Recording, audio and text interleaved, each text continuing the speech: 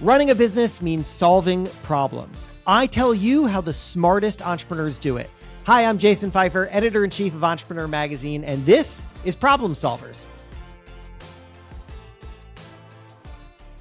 If you want to make any kind of media, whether that's a podcast or a newsletter or just short form video or whatever, and you should, because if you are a founder, if you're listening to this just because you aspire to be a founder, whatever, it doesn't really matter what you are, you need to think like a content creator. You just really do these days, because you need to be known for your ideas. Ideas are scalable. Ideas and communication is what gets out into the world and helps people build relationships with you and get to know you and trust you. And that is good for business, whether you're trying to sell something or you're just trying to get to the next step in your career. Anyway, you need to be producing things.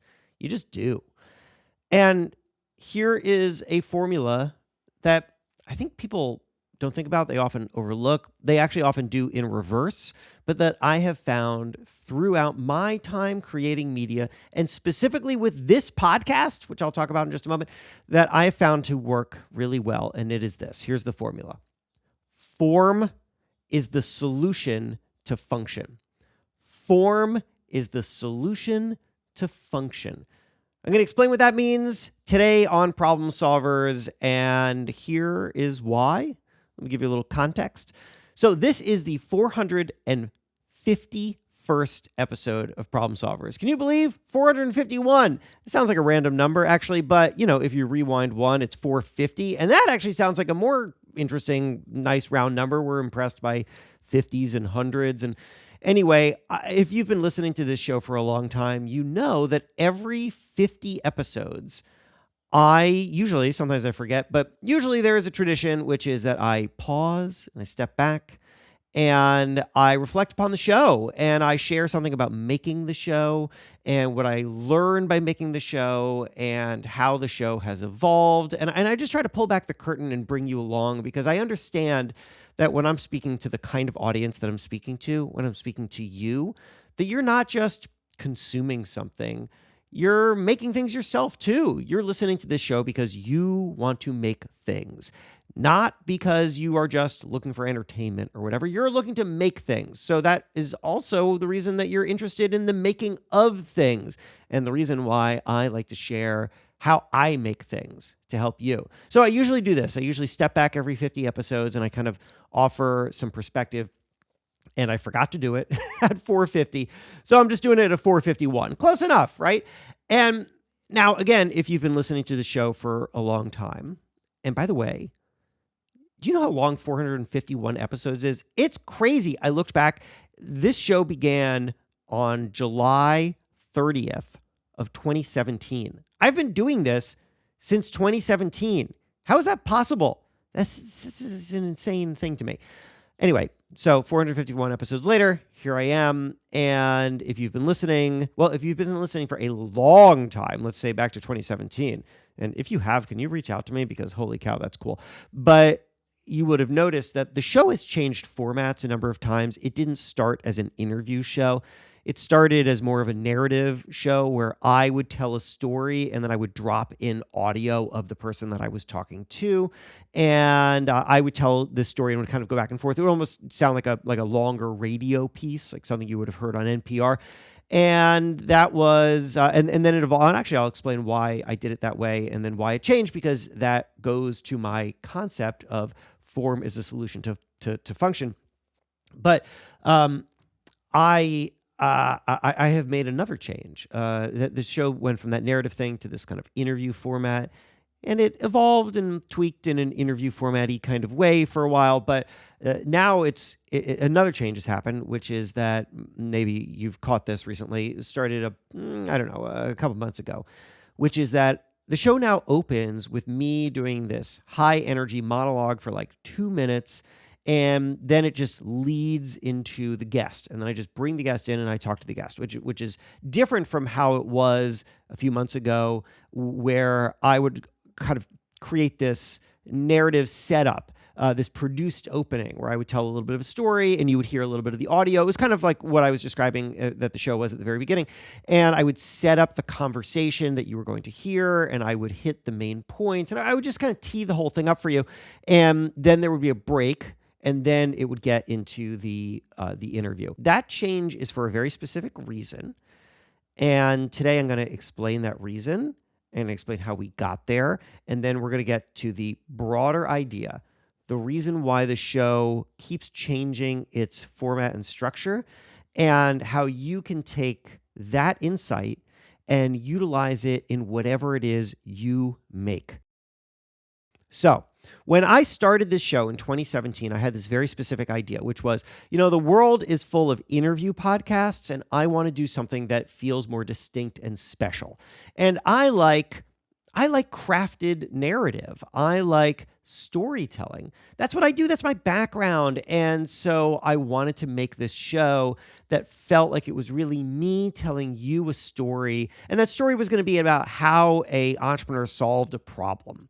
So every time the way in which I would make the show is that I would find an entrepreneur who solved a problem, and then I would get on the phone with them for often like 45 minutes, sometimes an hour. And I would talk them. They would talk me through the problem and the solution. We would have this kind of interesting but meandering conversation that was never meant to be heard. And then I would have the story, and I would step back and I would think, well, what's the best way to tell this story?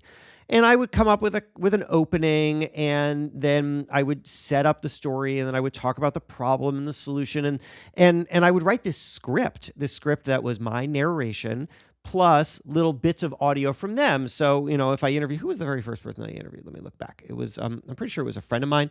It was my friend, Jaron Galinsky, who had a company called Story Hunter, which I think has been rebranded. I gotta go look at it. Anyway, Jaron was kind enough to just kind of be like my test subject when I did this back in 2017. So I would talk to him, and then I would have this, I would create this opening, and the opening would be me, talking about, Jaron Galinsky had a problem, and the problem was that something, and then it would cut to a little audio of Jaron who was talking to me, right? And I would find this like good quote, this 20 seconds of good audio from him, good tape as they call it in radio, and then it would come back to me, right? But what he didn't understand was that blah blah blah, and that's how the whole thing went, and it would kind of flow like that, and that was because that was a thing that I wanted to make. That was the form that I wanted this to take. I was leading with form. And I think that is what so many people who make content do, is that they lead with form. This is the thing that I want to make. This is how I want it to read. This is how I want it to look. This is whatever. Okay. And back then, 2017, I had one child. That child was 1 or 2 years old. My kid was born in 2015, so depending on whatever time it was. And so on the weekends, we didn't do a lot. There was a lot of sitting around. There was a lot of like the kid napping. And that is when I wrote the scripts for this podcast. So I would interview people during the week, and then I would sit down and I'd spend an hour or two. And then after a few years of this, my kids got older and my weekends got busier. And I was no longer able to make this show on the weekends. Now I had to make it during the weekday. And I realized I just don't have the time to do all this scripting and to do all this editing. It's just too much. And so I realized that the form of this show needed to change because the resources available changed. The amount of time that I had for this show had changed.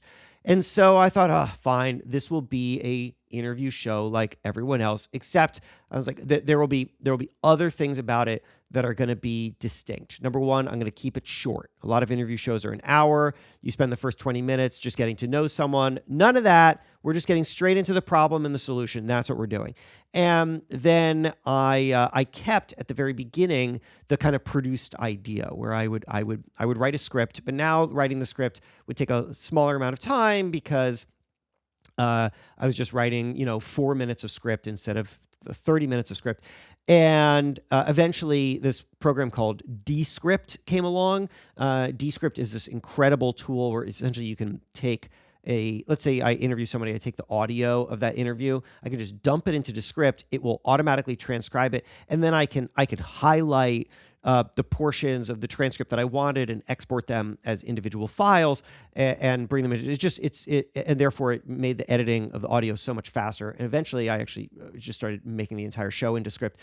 Anyway, point is I was able to retain a little bit of the old format of this show, the narration, the thing that I like, the storytelling, and put it at the very beginning, and then have the interview after. And this also solved another problem, which is that often when I talk to entrepreneurs, they're not always the best tellers of their own story.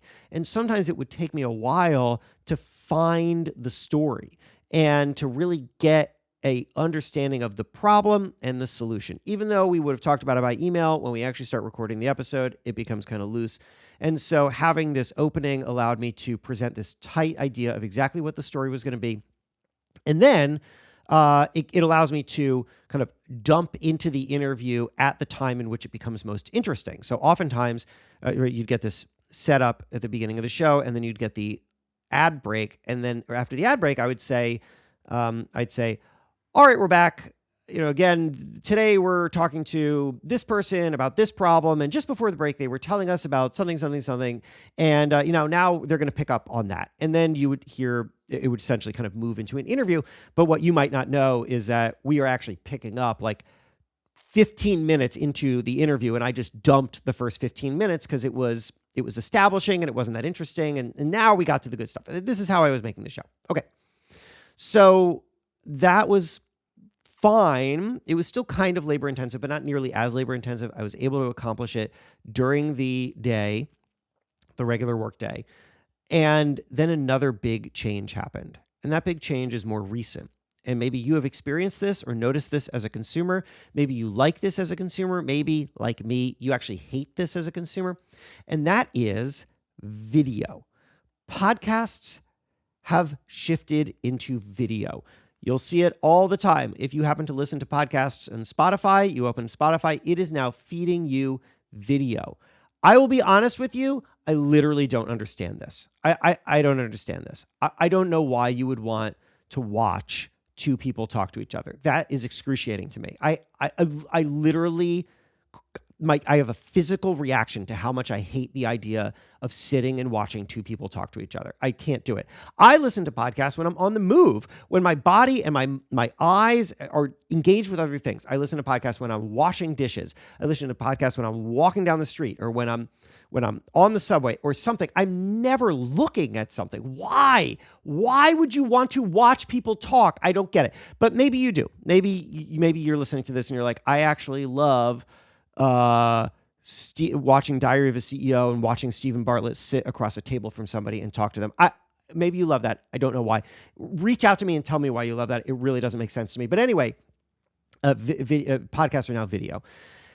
And so that, and could I buck that trend? Yes, I could buck that trend, but this is a show made for Entrepreneur, and Entrepreneur sees a lot of value in the video. That means that there's more content for our YouTube channel, and that we can cut the video into short form and distribute it on Entrepreneur's Instagram and TikTok channels and all that stuff. So now I got to make a video podcast. And the thing about the video is that editing video, that's really complicated, and it would balloon in labor. And just doing video, by the way, balloons in labor already for me.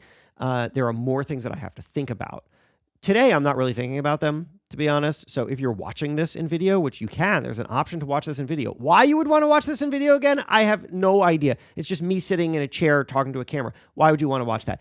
But you could watch it. Maybe you are watching it. Anyway, here's the thing. I've got two lights on me. I've got this thing called a key light, which is this giant light that I had to buy and like wedge behind my desk, and which means that my desk is now out in the middle of my room. And then I got a side light, because if you just have a key light, then you look kind of flat. So you actually need two light sources in order to look dynamic. And then I have to think about how I look, which today I've decided not to, just in the spirit of the 451st episode. So I'm just wearing a regular t-shirt. My hair is kind of a mess, but normally I would clean up for these things. And then also when I'm producing video now, I'm trying to use, I bought this like ridiculously expensive DSLR camera, and I have it set up behind a tripod, and like getting it to focus each time is like a 10-minute process. The whole thing is crazy and nonsense. I'm actually not even doing that today. I'm using this 4K camera that I just stick on top of my laptop. It's so much easier. Anyway, so it's like, and then I got to think about what's going on behind me, and I haven't even figured that out yet. So if you've seen any video of me, I'm just in my home office. My home office is not set up like a studio. Behind me is like a couch and some bass guitars that I have on the wall. Is that because I want people to know that I play bass? No, it's actually because if I don't hang them on the wall, I forget that they exist, and then I never pick up the bass, and then like my hobby disappears. And so they're on the wall because I work in the office, not because I want them on camera.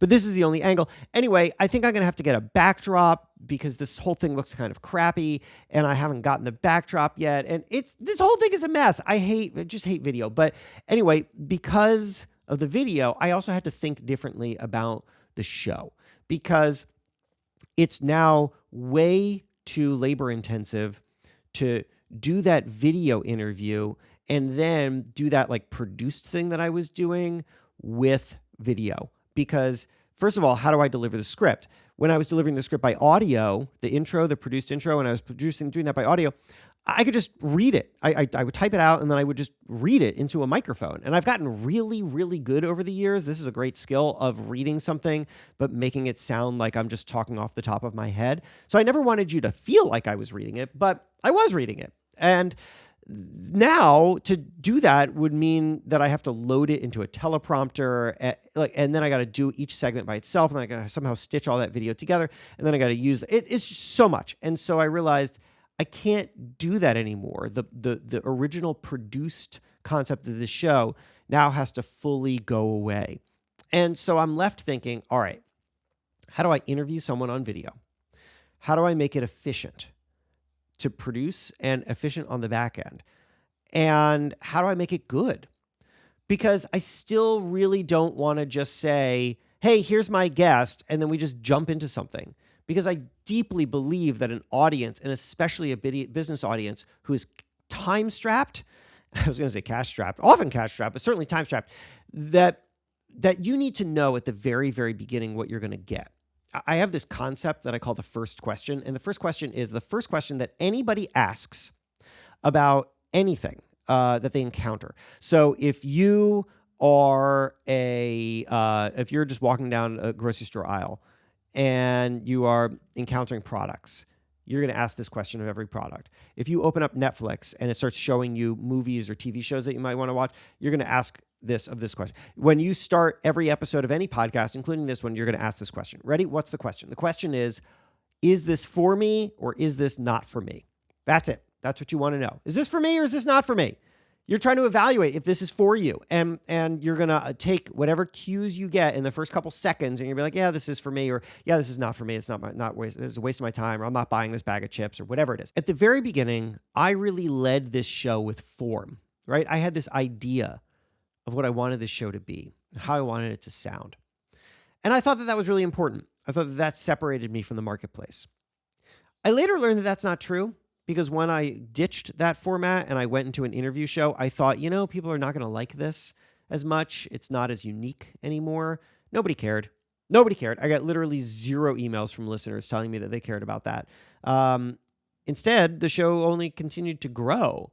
And so I realized that the form that I wanted was not necessarily the form that other people wanted. And that instead, what I needed to do was create a show. And I continue to do this. This is the reason that I have the format that I have now with the video. I needed to create the show by starting with what does the show need to be, right? So the function of the show. How does the show function for the audience? And then also, how does the show function within the constraints that I have to make the show? My time, the technology needs, and so on. And constraints, People often, I think, chafe against constraints, but constraints can be excellent. I remember having a conversation with Ryan Reynolds once because I interviewed him for the cover of the magazine many years ago, and he said he loves constraints. He loves constraints when he's making a movie and there's a tight budget, or when he's making a commercial because he's got a advertising agency called Maximum Effort, and there's a really tight budget, because he said, look, if you have an infinite budget, you just start spending it on stupid stuff that just doesn't matter. You start spending it on big explosions and stories of aliens coming down from the sky. But if you have constraints, then you have to focus on what truly matters, what truly resonates with an audience, which is people, which is story, which is the emotional connection. So he's like, constraints can really help your creativity. And I do agree with that. So I now have these constraints. And the constraints are, I got to make a video, even though I don't want to, and I have a limited amount of time to make the show, so I've got to make it really efficient. And I don't want to make it too long, so I've got to really like laser in on a valuable conversation. I have all these constraints, and so the constraints, which is the resources, plus what is the show? What is the show for? Who is the show serving? Have a clear idea of the audience and your value and how the show, anything that you make, whether, again, I keep using show, but this could be a newsletter that you write, this could be the social media that you produce, anything. How does it serve your audience in a way in which they are unserved in the market right now? Again, mine is very specific on problems. I just want it to be a show about solutions. I want it to be a practical, tactical show. I want you to feel smarter by listening to it. And so I'm going to stick with that. And now I have the resources. And then I have to think, well, okay, the purpose of the show and the constraints of the show, this is kind of the function. How do I make a form that solves for all that? And that's how I get to the structure of the show. So again, that's opposite of what a lot of people do. People start with form. They're like, I want this to read like this. I want this to be like this. I want to make this thing. No, instead, what do you need to make for your audience? What will be valuable to them? What are your constraints and resources available? And now you create the form that satisfies all of those things. That is what I've done with Problem Solvers. That is how I've gotten to 451 episodes. Without driving myself too crazy, although it sounds probably like I've driven myself a little crazy. Okay, that's the story. And if you're watching this, again, I don't know why, but if you're watching this, hello, I'm waving at you. I've been just looking at this camera direct. I've just been talking off the top of my head. That's actually made it a little hard. In the past, I would have written down notes. I actually did write down. There's one thing, which is that I sat, before I started this, I was like, okay, I know what I want to say. Is there like a clever way to say it? And I came up with this idea of form is the solution to function. That is not like a thing I go around saying. That's just the language that I came up with to explain this to you. I wrote it down on this piece of paper, which I'm showing you. This piece of paper, it says to dad on the other side of it, because it was actually like some note that my 7-year-old had written and left on my desk. But right now it's this. And I glanced down at it one or two times before I remembered form is the solution for function.